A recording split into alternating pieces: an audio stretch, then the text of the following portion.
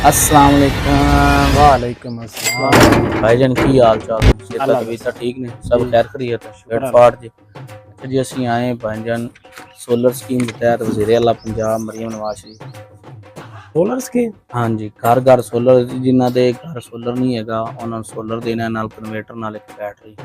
ਤੇ ਭਾਈਜਾਨ ਆ ਵੇਖੋ ਰਸੀਦਾਂ ਕੱਟੀਆਂ ਹੋਈਆਂ ਨੇ। ਇਹ ਤੁਹਾਡੇ ਪਿੰਡ ਦੇ ਤਕਰੀਬਨ 10-15 ਬੰਦਿਆਂ ਨੇ ਦਿੱਤੇ ਨੇ। ਰਜਿਸਟ੍ਰੇਸ਼ਨ ਫੀਸ ਇਹਦੀ 1000 रुपया ਹੈਗੀ। 1000 रुपया? हाँ जी, 1000 रुपया भाई मेरे को की हुआ फ्री फ्री है तो कोई दे दो। फ्री नहीं है भाई, 1000 रुपया रजिस्ट्रेशन फीस है, गवर्नमेंट की तरफ लागू है। तो भाई मैंने नहीं चाहिए भाई ने तो देना पैना जी। अगर सोलर लगवाने ने, प्लेटा लगवानी है, नहीं तो फिर ऐसे किसी और का ला देना। मैं तेन कह देता भाई मैं नहीं लवाना। हाँ, कोई और बुआ देख यार। 1000 रुपये सर जी सारी जिंदगी सुख दी लग जैसी गर्मियां में इन्नी गर्मी पैंदी पई है। तू दे दे देना। ਅਸੀਂ ਤਾਂ ਤੁਹਾਡੇ ਖਿਦਮਤ ਵਾਸਤੇ ਹਾਜ਼ਰ ਹੋਏ ਹਾਂ। अगर तू मैंने सौ के देना तो तू दे दे या तू दे दे 1000। नहीं 1000 रुपये चार्जेस फीस ਤੇ ਹੈ ਨਾ। भाई ने एक गवर्नमेंट की तरफ 1000 रुपया है। लिखो भाई का नाम सी केड़ा भी, खुदा ना खास्ता, और मैं लिख लेना। नाम की जी अपना? पैसे ही नहीं यार, तू नाम लिखी जाना यार। भाईजान वेख लो, थोड़ा फायदा जे। 1000 रुपए दी वैसे औकात को नहीं। 1000 रुपए तो पुराना आज बंदा खा जांदा है। तुर जा यार। चलो ठीक है जी, ये फिर तुसी सानू लभना है। चंगा मैं डर ला बले। चलो ठीक है। ਐਵੇਂ ਵੇਲਾ ए यार फन्या ਹਾਂਜੀ बंदा बहुत उस्ताद आदमी है यार। ਭਾਈ ਉਹ ਠੱਗਿਆ ਪਹਿਲੇ ਤੈਨੂੰ ਪਤਾ ਠੱਗੀਬਾਜ਼ੀ ਅੱਜਕੱਲ ਬੜੀ ਚੱਲਦੀ ਹੈ। अस्सलाम वालेकुम। सलाम। भाईजान आए सोलर स्कीम के तहत जेड़ा वजीर आला मरीम नवाज साहब ने एक स्कीम कड्डी है। अच्छा जी सोलर प्लेटां लीजिए। हाँ जी, यह थोड़े पिंड तकरीबन 15-20 बंदे ने रजिस्ट्रेशन करवा ली। चेक करो ठीक है जी। 1000 रुपया रजिस्ट्रेशन गवर्नमेंट की तरफ सोलर प्लेटां मिल रही हैं जी, वो वाली 1000 रुपया रजिस्ट्रेशन फीस है। वो देवोगे तो सुबह थोड़े सोलर लग जाए।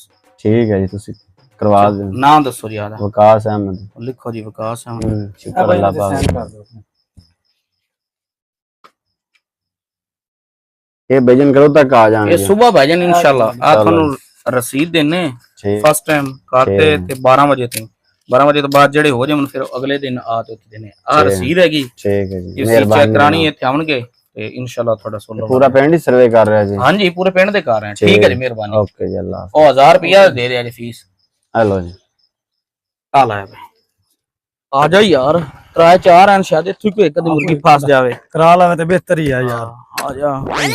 अस्सलाम वालेकुम। वालेकुम सलाम। भाईजान की हाल है? ठीक ठाक, सेहत भी ठीक है? शुक्र है रब। ਅਸੀਂ ਜਨਾਬ ਆਏ ਆ ਵਜ਼ੀਰ ਆਲਾ ਮਰੀਮ ਨਵਾਜ਼ ਸ਼ਰੀਫ ਜਿਹੜਾ ਨਾ ਸੋਲਰ ਸਕੀਮ ਕੱਢਾ ਨਾ ਘਰ ਘਰ ਵਿੱਚ, ਉਹਨਾਂ ਤਰਫੋਂ ਆਏ ਤੇ ਤੁਸੀਂ ਸੋਲਰ ਲਗਵਾਉਣਾ ਚਾਹੁੰਦੇ ਨਾ ਦੇ ਘਰ ਵਿੱਚ? फ्री ला रहे ने। ਫ੍ਰੀ ਰੰਗੀ ਗੱਲ ਹੈ ਜੀ। 1000 ਰੁਪਇਆ ਤੁਹਾਡਾ ਲੱਗਣਾ ਹੈ ਰਜਿਸਟ੍ਰੇਸ਼ਨ ਦਾ ਤੇ 1000 ਰੁਪਇਆ ਮਹੀਨੇ ਬਾਅਦ ਤੁਸੀਂ ਦੇਣਾ ਹੁੰਦਾ, ਬਸ ਫ੍ਰੀ ਹੈ। किधर फ्रॉड फ्रूड तो नहीं है? 30-35,000 हर महीने का बिल आता पे, चलो कोई तो सुख लभ देगा भाई जी। कोई टेंशन नहीं, इस तरह दे ओ फ्रॉड वाला साडे कोल सिस्टम नहीं हैगा। चेक करो रजिस्ट्रेशन साडे कोल फाइल हैगी, सारा कुछ इधर लिखा हुआ। सुबह थोड़ा भाईजान सोलर लग जासी। पैसे तो कोल को नहीं, लेकिन मोबाइल तो थानू सेंड कर देना अकाउंट विच। नंबर दसो जी। देखो जी 0 चेक करो खा जी, सेंड हो गए ने। चेक करने। अच्छा जी, मोहम्मद अरशाद है जी थोड़ा नाम जी। आ गया ना जी, आ गया ना। चलो जी ठीक है जी, मेहरबानी। आ लो जी भाई जी रसीद। सोलर लगना कदों है? सोलर भाऊ जी सुबह इंशाल्लाह थोड़े को 9-10 बजे पहुंचा सन, बंदी टीम पहुंचा सी। हो गया, ठीक हो गया। चलो मेहरबानी। ਮਿਹਰਬਾਨੀ ਭਾਈ।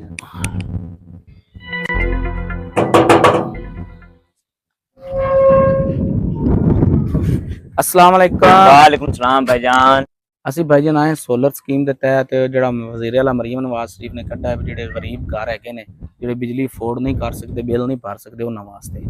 ਤੇ ਅਸੀਂ ਪਿਛਾ ਪਿੰਡ ਦੇ ਵਿੱਚ ਤਕਰੀਬਨ 60-70 ਘਰ ਹੋ ਗਏ ਨਾ ਜੀ। ਹਾਂਜੀ 60-70 ਘਰ ਹੋ ਗਏ ਨੇ ਤੇ ਅਸੀਂ ਕਰਦੇ ਆਏ ਹਾਂ। ਤੇ ਇਹਦਾ ਛੋਟਾ ਜਿਹਾ ਪ੍ਰੋਸੈਸ ਹੈਗਾ। 1000 ਰੁਪਏ ਰਜਿਸਟ੍ਰੇਸ਼ਨ ਫੀਸ ਹੈਗੀ ਇਹਦੀ, ਉਹ ਦੇਣੀ ਤੁਸੀਂ ਜੀ। ਪਹਿਲੇ ਨਾਂ ਲਿਖੋ। ਨਾਮ ਕੀ ਹੈ ਜੀ? अजीम। चलो जी हो गया। ते आ दो जी 1000 रुपया फीस। असाइन करा लो पहले भाई को, असाइन कर लो पहले, चेक कर लो जी। चलो जी मेहरबानी।